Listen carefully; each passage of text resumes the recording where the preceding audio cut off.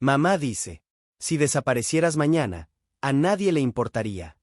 Mientras abría el teléfono de $850 que le compré, los 30 invitados se rieron. Todos, menos yo. Asentí y, con 2 toques, apagué cada pago, cada crédito, cada factura, cada suscripción. Se acabó. Esa noche me fui, corté todo contacto y desaparecí, dejando atrás solo una mochila negra. Dentro, encontraron. Mamá dice, si desaparecieras mañana, a nadie le importaría. Mi sobrina de 13 años se rió, despegando el plástico del teléfono de $850 que le compré. Sus dedos, delicados. Sus palabras, más afiladas que el vidrio. A nuestro alrededor, la sala latía con el parloteo de mi familia. Una reunión de 30 voces, cada una demasiado alta, demasiado descuidada. En la mesa de la cocina esperaba un pastel de cumpleaños. Las velas todavía sin encender, pero las llamas ya ardían en mi pecho. Mi hermana, Lindsay, ni siquiera levantó la vista. Sentada en el sillón, deslizando el dedo por su teléfono, sonrió con una mueca mínima y satisfecha, como un juez que acaba de escuchar el veredicto que quería. Mamá estaba en la cocina, revolviendo algo, fingiendo no oír. Pero vi cómo se le levantaban un poco los hombros, una aprobación silenciosa. Papá. Ni se molestó en disimular. Se rió, alzó su cerveza y murmuró. Bueno, no está equivocada. La risa se extendió por la sala. Mis primos sonrieron e incluso el tío Gary, que apenas me ubicaba más allá de las cenas familiares, resopló dentro de su vaso. Yo me quedé ahí. Solo ahí, plantado como un idiota. Como el idiota que siempre había sido. El que pagaba. El que arreglaba. El que nunca era suficiente. Gracias por el teléfono, tío, canturreó mi sobrina, ya pegada al lado de su madre, con la atención clavada en la pantalla brillante. La miré.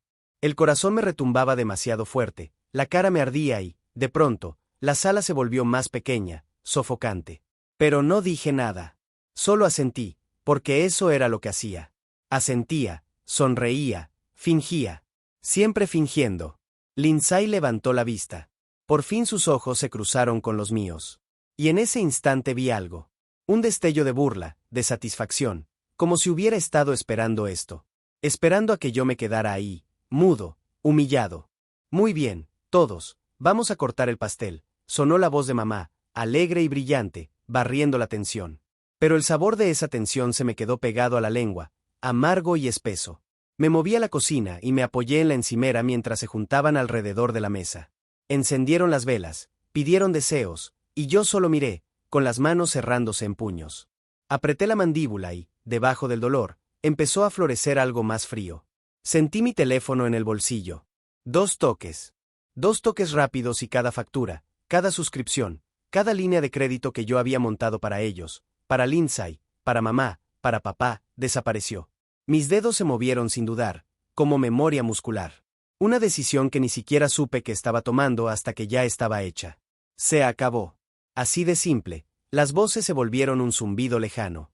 La habitación se meció a mi alrededor, un mar de caras conocidas que de pronto se sintieron como extrañas. Reían, brindaban, celebraban. Y yo no estaba ahí. No de verdad. Yo era un fantasma con cartera. Pero ya no. Me salí sin despedirme. Nadie lo notó. Claro que no lo notaron. La única cosa que mi sobrina dijo bien esa noche. No volví a casa. Fui directo a mi departamento, metí lo esencial en una bolsa de viaje pequeña y luego me di la vuelta. La mochila negra era vieja, casi olvidada en una esquina del closet. Pero esa noche tenía un propósito. La llené, pero no con mis cosas, no con nada que ellos esperaran. Y regresé. La casa seguía siendo un desastre ruidoso. Nadie notó cuando me escabullí. Caminé por el pasillo y dejé la mochila junto a las escaleras. Y luego me fui. Me fui de verdad. Para cuando se dieran cuenta, yo ya sería solo una sombra. Pero dentro de esa mochila, que encuentren lo que tengan que encontrar. Que intenten entender hasta dónde estaba dispuesto a llegar. El silencio no duró mucho. Esperaba pánico, rabia, pero lo que llegó fue una explosión. Empezó a la mañana siguiente. Desperté con golpes en la puerta de mi departamento. Ni llamadas, ni toques educados. Puños golpeando la madera. Abre. ¿Crees que puedes hacer esto así nada más? La voz de papá. Fuerte. Furiosa. Me quedé en silencio, viendo temblar la puerta como si fuera a salirse de las bisagras. Sé que estás ahí. ¿Crees que eres listo? ¿Crees que eres mejor que nosotros? Su voz se quebró, no solo de ira. De algo más. Miedo. Me quedé callado. No iba a jugar ese juego. Al final, los golpes pararon. Oí sus pasos pesados alejarse, una maldición ahogada y el portazo del coche. Pero no era el final. Ni de cerca. 20 minutos después, mi teléfono explotó de notificaciones. Un mensaje de mamá. Una sola línea. ¿Cómo pudiste hacerle esto a tu propia familia? No respondí. Una hora después, Lindsay lo intentó. Esta vez fue una llamada. Vi su nombre parpadear en la pantalla y dejé que sonara. Luego otra. Y otra. 6 llamadas seguidas. Por fin, un mensaje. ¿Te crees tan listo? ¿Crees que podemos vivir sin ti? Perfecto. A ver cuánto aguantas sin una familia. Lo leí y sonreí. Eso se suponía que era una amenaza o una promesa. Pero la verdadera tormenta llegó esa misma noche. Apenas salía de la ducha cuando oí una llave girando en la cerradura. Me quedé helado. Nadie debería tener llave de mi casa. Nadie, excepto. La puerta se abrió de golpe. Papá entró como una tromba. Rojo, sudando a chorros. Mamá detrás, con los ojos abiertos y desesperados. ¿Crees que puedes dejarme afuera? Rugió papá. Fuera, dije, con la voz tranquila pero fría. Fuera, fuera, fuera. ¿En esto te convertiste? La voz de mamá chilló, casi histérica. Abandonando a tu propia familia. Ustedes me criaron. Ustedes me usaron, corregí, recargándome en la encimera de la cocina mientras me secaba el cabello. No es lo mismo. Papá dio un paso, el puño cerrado. Malagradecido. Problemático. Inténtalo, dije. Las palabras salieron antes de pensarlo. Calmas, firmes. Un reto. Su mano tembló, pero no se movió. Los dos sabíamos la verdad. Él no era de pelear. Nunca lo fue. Era un abusón que se escondía detrás de palabras.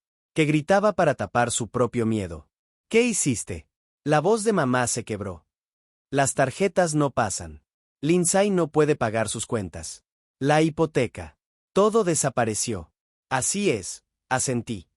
Todo lo que yo pagaba. Todo lo que yo manejaba. Se acabó.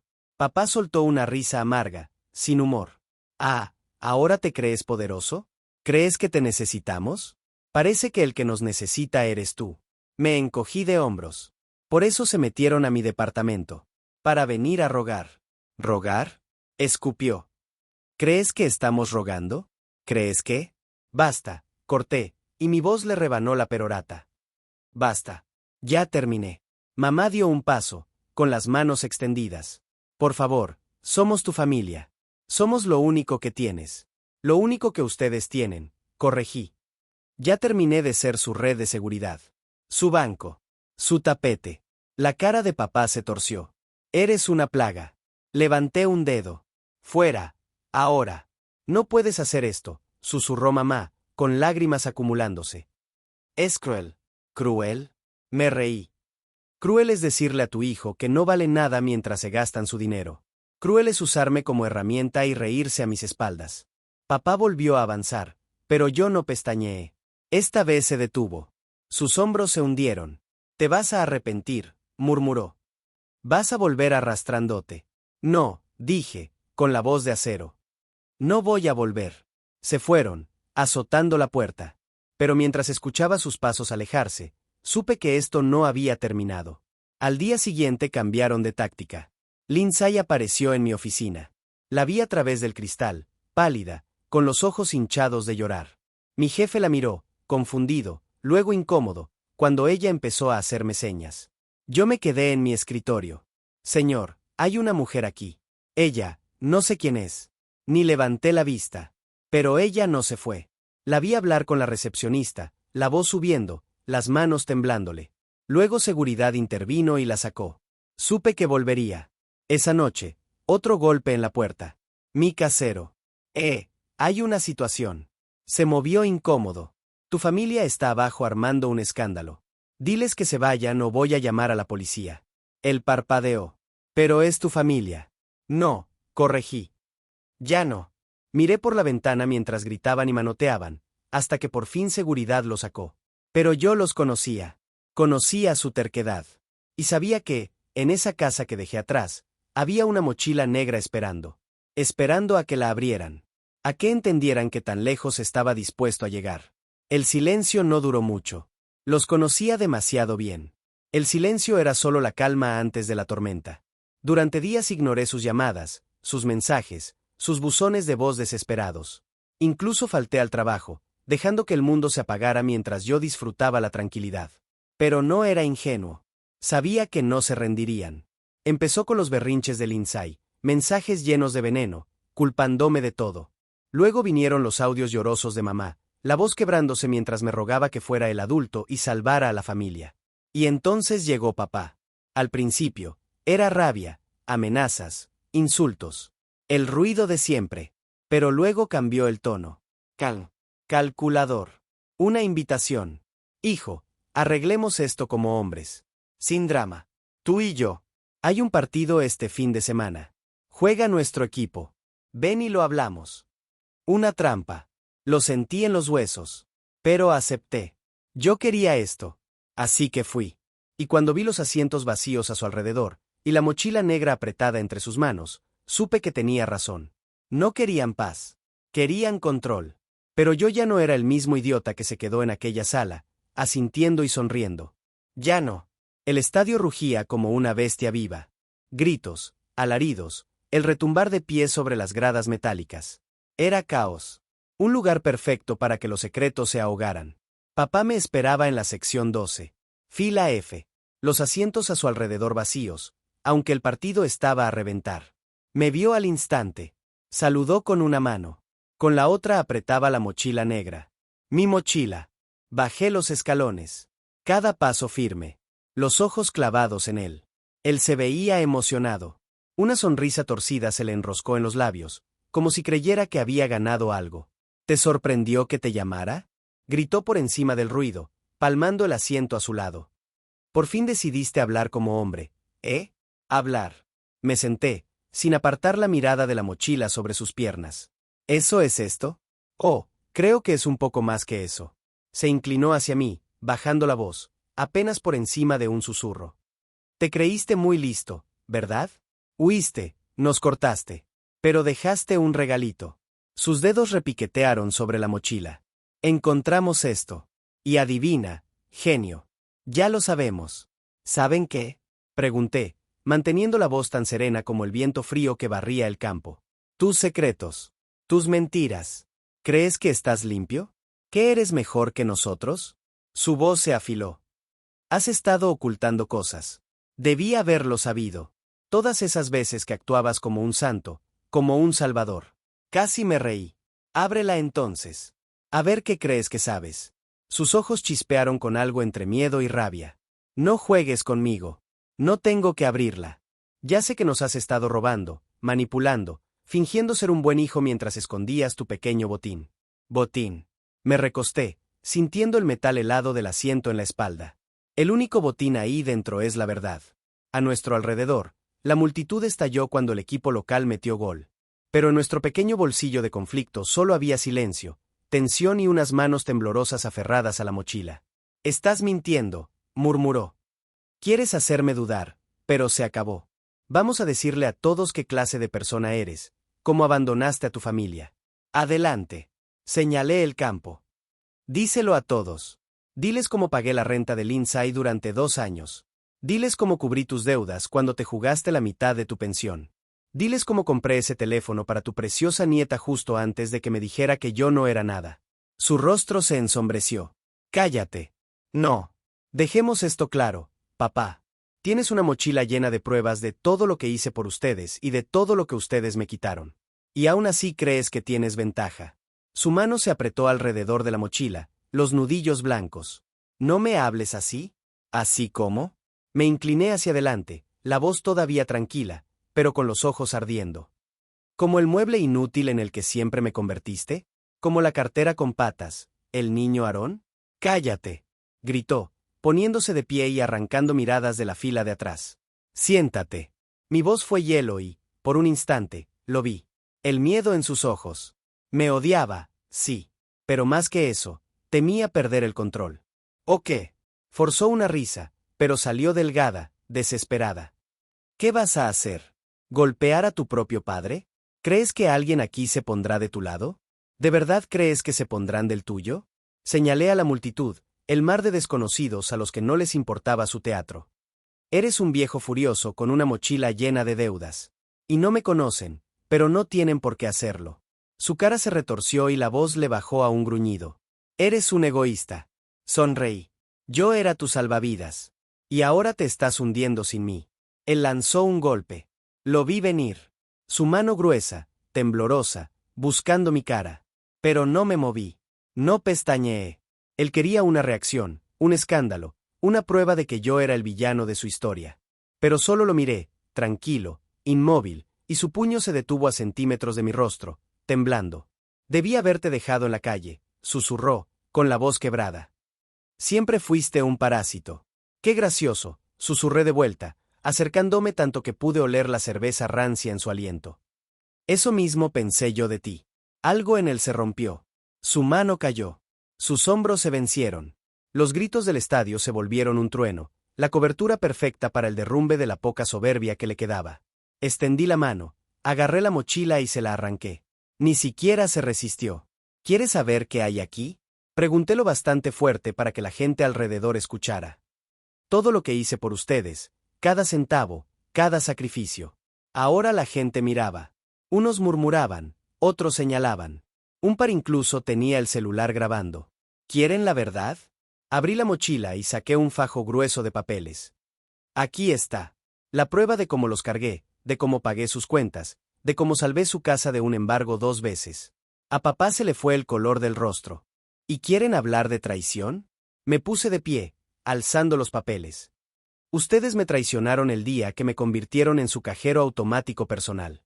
El día que se rieron cuando me dijeron que yo no era nada. Basta, susurró él, la voz pequeña, hundiéndose en el asiento. No. Tú querías una escena. Ya la tienes.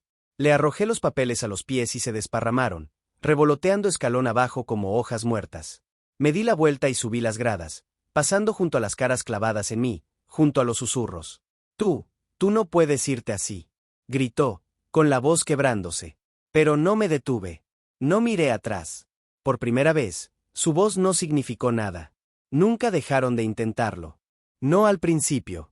Al día siguiente del estadio, el día en que el orgullo de papá se desangró sobre los asientos fríos de metal, mi teléfono sonó como una alarma. Llamada tras llamada. Los mensajes entraban a montones. Acusaciones, ruegos, amenazas. Un ciclo de desesperación envuelto en sus voces de siempre. Lo ignoré todo. Papá fue el primero en quebrarse. Sus llamadas pasaron de furiosas a suplicantes en cuestión de horas. Podemos hablarlo. Lo arreglamos. Mentía. Olvidaré todo. Seamos una familia. Pero no contesté. Luego fue mamá. Sus mensajes chorreaban culpa. Nos estás rompiendo el corazón. No fue nuestra intención. La familia es lo único que tenemos. Ni siquiera los leí completos. Lindsay lo intentó después. Sus mensajes eran puro veneno. Eres un cobarde. Un egoísta. Un cobarde inútil. Arruinaste todo. Luego cambió. Por favor, solo habla conmigo. No quise decirlo. Tenía miedo. No hagas esto. Pero lo hice. Silencio. Esa fue mi respuesta. Esa fue mi venganza. Al principio no lo entendieron. Pensaron que estaba fanfarroneando, jugando algún juego cruel. Pero conforme los días se desangraron en semanas, conforme las cuentas que antes ignoraban se amontonaron, conforme sus amigos dejaron de tomar partido, por fin lo entendieron. No podían alcanzarme. El arrendador de su casa me llamó, tartamudeando, intentando explicar que no habían pagado la renta. Le dije que ese no era mi problema. Mamá me mandó una foto de la familia sentada a oscuras, una sola vela titilando la mesa. No nos queda nada. La borré sin pensarlo 2 veces. Una tarde, cuando volvía del súper, lo vi. A papá. Afuera de mi edificio, caminando de un lado a otro como un loco. Estaba pálido, con las manos temblando. Ese fuego de siempre en los ojos había sido reemplazado por otra cosa. Miedo. Me vio y se le iluminó la cara con una esperanza torcida. Corrió hacia mí. Escucha, no puedes hacer esto. Eres mi hijo. No, no bajé el paso. Yo era tu cartera. Se me plantó enfrente, con la voz hecha trizas. Te criamos. Te dimos todo. Tú me usaste, lo miré directo a los ojos. Y ahora no tienes nada. Intenté rodearlo, pero su mano salió disparada y me sujetó del brazo. No tienes derecho a hacer esto. Su voz fue un gruñido, la rabia vieja subiendo otra vez. ¿Crees que eres mejor que nosotros? ¿Crees que puedes irte así nada más? Sé que puedo. Me zafé y lo hice. Él tiró un golpe, lento, débil. Ni me inmuté. El puño me rozó el hombro, más como un empujón desesperado que como un golpe. Tropezó y se sostuvo contra la pared del edificio, jadeando. Patético. La palabra se me escapó como un suspiro. Su cara se torció, la rabia familiar encendiéndose. Vas a volver arrastrándote. Siempre vuelves. No eres nada sin nosotros. Me reí fuerte, seco. Rebotó por la calle silenciosa. Yo era nada con ustedes, dije, dándole la espalda. Me fui. No miré atrás. Esa noche metí el teléfono en el último cajón del escritorio y lo dejé ahí. Los mensajes, las llamadas perdidas, se acumularon, pero ya no podían tocarme. Una semana después llegó una carta por correo. Letra temblorosa, escrita a mano. Mamá, por favor. Tu padre se está enfermando. Lindsay está perdiendo la cabeza. Nos estamos desmoronando. Eres el único que puede arreglar esto. Por favor, vuelve a casa. La arrugué sin leer el resto. Se estaban desmoronando. Bien. Porque por primera vez, el que no se desmoronaba era yo. No me moví. No cambié mi número. No me escondí. Me quedé exactamente donde estaba, pero dejé de ser parte de su mundo. Y su mundo se cayó sin mí. Las amigas de Lindsay dejaron de contestarle. Los parientes lejanos de mamá, los que antes mandaban tarjetas de Navidad por compromiso, ahora la ignoraban. Papá perdió el control en el trabajo una vez de más y lo despidieron. Pero no me importó. No miré. Viví. Cociné para mí, dormí en paz, salí a caminar largo sin el miedo a que entrara otro mensaje exigiendo mi tiempo, mi dinero, mi vida. Solo eran voces. Fantasmas que dejé atrás en una casa en llamas. Y yo, por fin, era libre. Pasaron los meses y el silencio se volvió un amigo. Me despertaba cuando quería, comía sin culpa. Pasaba los fines de semana explorando la ciudad que antes ignoraba, sintiendo la libertad en cada momento quieto. A veces me sorprendo esperando el zumbido familiar de esos mensajes desesperados, esa culpa asfixiante, esa voz frenética exigiéndome que arregle su caos. Pero no llegaba. Había hecho lo imposible. Los enterré. No bajo tierra, sino en mi vida. Caminé por la calle principal una mañana fresca de otoño, pasando por el café donde compraba pasteles carísimos para el cumpleaños de Lindsay. La boutique donde me gasté una fortuna en regalos. El restaurante donde pagaba las cenas familiares. Donde yo siempre era generoso, hasta que dejé de serlo. Fantasmas. Solo fantasmas. En la esquina, un músico callejero tocaba una melodía lenta, dolida. Su voz era áspera. Los dedos bailaban sobre las cuerdas. Una voz que no intentaba ser perfecta, solo honesta. Me detuve y dejé que la música me envolviera. No era sobre amor. No era sobre desamor. Era sobre soltar. El mundo se movía a mi alrededor, ocupado y vivo. Yo me quedé quieto, respirándolo. Cuando terminó la canción, dejé un billete de 20 en el estuche abierto de la guitarra. El músico asintió y yo sonreí. No porque tuviera que hacerlo, no porque alguien lo esperara, sino porque me nació. Y esa era la diferencia. No los necesitaba. Nunca los necesité. Seguí caminando. Cada paso más ligero, cada respiro más fácil. Mientras el sol caía detrás de las azoteas, pintando el cielo de ámbar y carmesí, lo sentí. Una certeza silenciosa. Yo era libre.